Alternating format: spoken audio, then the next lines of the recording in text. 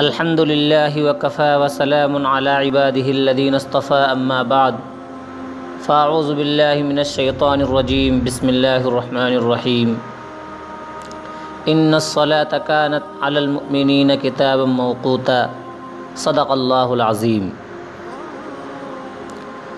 سامعین کرام، اللہ تعالیٰ نے ہر چیز کا وقت مقرر کر رکھا ہے۔ پیدائش سے لے کر کے موت تک انسان کے جو مراحل گزرنے ہیں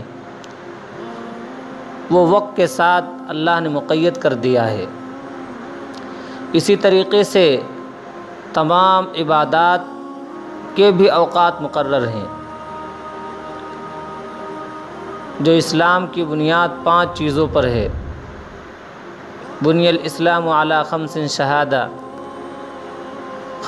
شہادت ان لا الہ الا اللہ وان محمد رسول اللہ و اقام الصلاۃ۔ کہ اسلام کی بنیاد 5 چیزوں پر ہے، ان میں سے دوسری جو بنیاد ہے وہ نماز ہے، اور نماز کے بارے میں قرآن کریم کا یہ حکم ہے کہ نماز وقت مقررہ کے ساتھ فرض ہے، اور اس کے وقت میں پڑھنا ہے۔ جو عاقل بالغ ہیں، چاہے مرد ہوں یا خواتین ہوں، ہر ایک پر نماز فرض ہے۔ نماز کے بارے میں اللہ تعالیٰ کا حکم ہے ان الصلاۃ تنہی عن الفحشاء والمنکر، کہ بے شک نماز بے حیائی اور بری باتوں سے روکتی ہے۔ نماز جو قائم کرتا ہے وہ دین قائم کرتا ہے، اور جو نماز کو چھوڑ دیتا ہے وہ دین کو چھوڑ دیتا ہے۔ من اقامها اقام الدین۔ اسی طریقے سے اللہ کے رسول صلی اللہ علیہ وسلم نے یہ ارشاد فرمایا اول ما یحاسب به العبد یوم القیامۃ الصلاۃ، کہ قیامت کے دن بندے سے سب سے پہلے نماز کے بارے میں پوچھ گچھ ہوگی۔ علماء کرام فرماتے ہیں کہ عبادات میں سب سے پہلے نماز کے بارے میں دریافت کیا جائے گا۔ اگر نماز ہر ایک کی اچھی نکلے گی تو سب کے لیے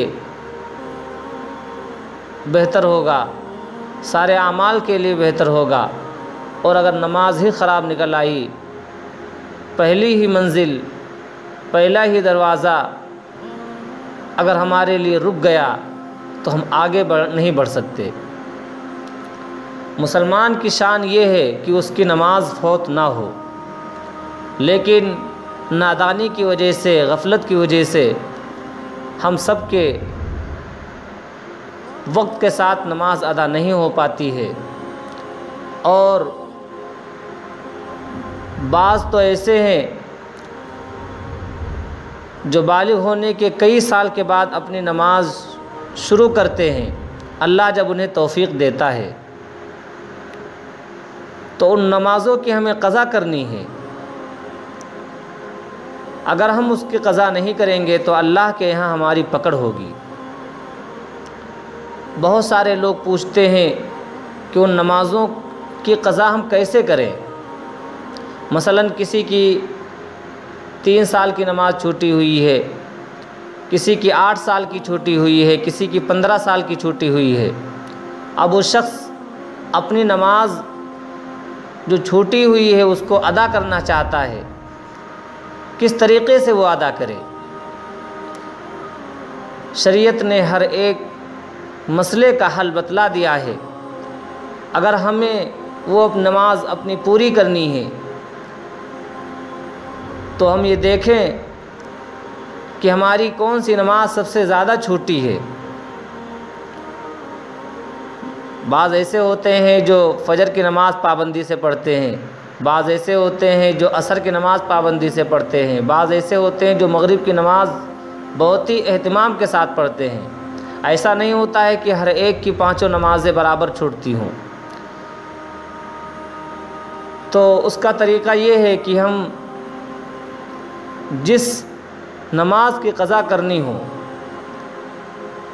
اس کے لیے ہم یہ نیت کریں، مثلا ظہر کی ہمیں نیت کرنی ہے کہ میری جو سب سے پہلی ظہر کی نماز قضا ہوئی ہے اس کی میں نیت کرتا ہوں یا کرتی ہوں۔ اسی طریقے سے عصر کی نماز ادا کرنی ہے تو اس کے لیے ایسے ہی نیت کرے کہ میری جو سب سے پہلی عصر کی نماز قضا ہوئی ہے میں اس کی نیت کرتا ہوں یا کرتی ہوں۔ تو اس طریقے سے وہ نماز ادا کرتا رہے۔ اس دوران اگر وہ دنیا سے فوت ہو جائے گا تو امید ہے کہ اللہ تبارک و تعالی اس کے نماز کے قضا کی ادائیگی میں اور اس کی برکت سے اللہ تبارک و تعالی اس کے گناہوں کو معاف کر دے، اور جو نمازیں اس کے ذمے باقی رہ گئی ہوں اس کو معاف کر دے۔ آج رمضان مبارک کا مبارک مہینہ ہے، آج ہمارے پاس وقت ہی وقت ہے۔ پہلے یہ ہوتا تھا کہ رمضان گزر جاتا تھا، لوگ کہتے تھے کہ ہمارے پاس وقت ہی نہیں ہے، کاش کہ ہمارے پاس وقت ہوتا، ہم ڈیوٹی پہ نہ جاتے، ہم کام پہ نہ جاتے، رات دن ہم عبادت کیا کرتے۔ اب ایسا موقع ہمارے پاس بار بار نہیں آئے گا۔ آج ہمارے پاس صحت ہے، آج تندرستی ہے، آج صلاحیت ہے، آج جوانی ہے، کل یہ ساری چیزیں ہمارے ساتھ آج کی طرح باقی نہیں رہیں گی۔ ہر آنے والا دن ہمیں موت کے قریب لے جا رہا ہے۔ ہم رمضان مبارک کے مہینے کو آباد کریں، اور جو ہماری نمازیں چھوٹ گئی ہیں ہم اس کی ترتیب بنائیں اور ان تمام نمازوں کی ادائیگی کی فکر کریں۔ جب ہم نماز کی طرف بڑھیں گے، جب ہم اللہ تبارک و تعالیٰ کے سامنے جھکیں گے تو یقیناً اللہ تبارک و تعالیٰ ہم سے راضی ہوگا۔ ورضوان من اللہ اکبر، اور اللہ کی خوشنودی سب سے بڑھ کر کے ہے۔ اللہ تبارک و تعالیٰ سے دعا ہے کہ ہم لوگوں کو جو نماز چھوٹ گئی ہے وہ ادا کرنے کی توفیق مرحمت فرمائے۔ وآخر دعوانا ان الحمد للہ رب العالمین۔